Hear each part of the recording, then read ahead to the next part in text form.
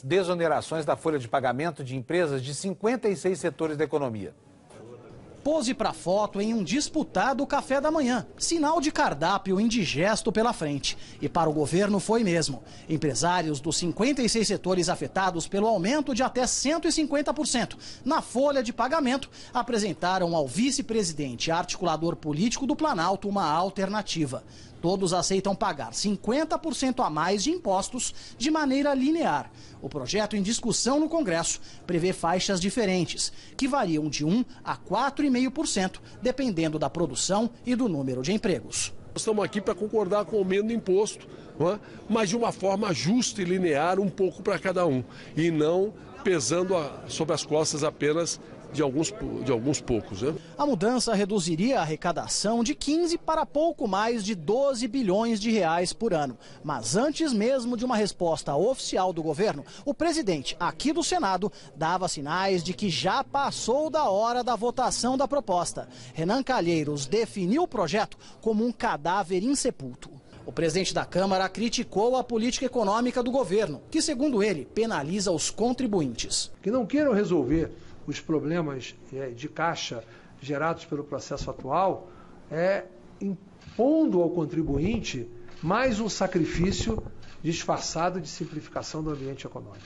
O ministro da Fazenda entendeu o recado, mas não quer novos termos. Joaquim Levy afirmou que o objetivo do governo com as mudanças na política econômica, inclusive a possível aprovação da reforma do PIS/COFINS ainda neste ano, não é apenas ter mais dinheiro em caixa. O objetivo aqui não é aumentar a arrecadação necessariamente, ainda que todos nós saibamos que pelo aumento das despesas, notadamente as despesas obrigatórias, haja necessidade de estarmos muito atentos na capacidade do governo. Ainda assim, ele fez chegar aos senadores a avaliação de que em tempos de ajuste fiscal, cada centavo conta.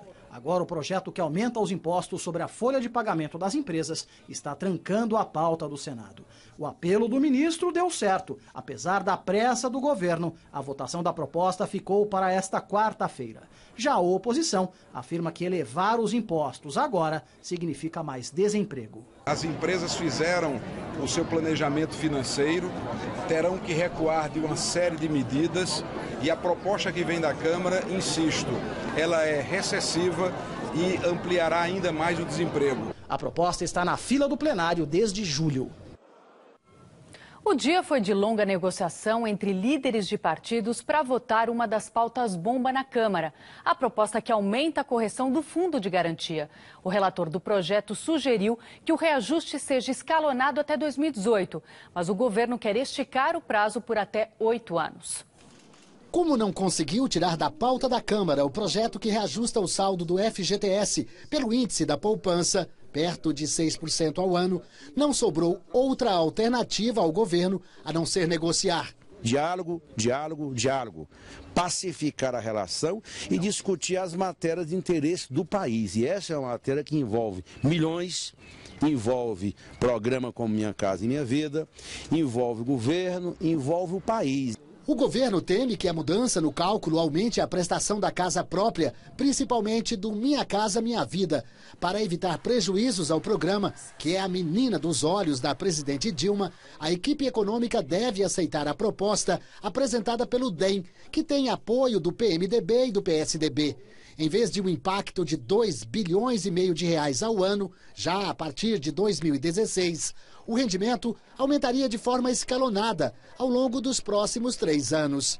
2016, 1 ponto percentual, 2017 mais 1 e 2018 aí a gente teria o nivelamento e a equiparação plena entre a remuneração do FGTS e a remuneração da poupança. O governo aposta na sensibilidade dos deputados até o último minuto.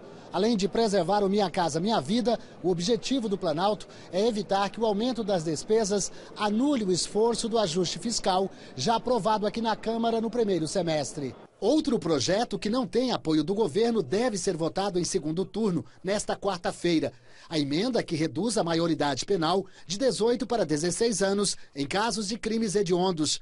No início de julho, a proposta foi aprovada por 323 votos a 155. Depois de confirmado na Câmara, o projeto segue para o Senado, onde passa por outras 2 votações no plenário. E o repórter Valteno de Oliveira, que você viu nesta última reportagem, continua acompanhando a sessão na Câmara dos Deputados. Valteno, boa noite. Tudo bem aí? Houve algum avanço nas negociações ou não?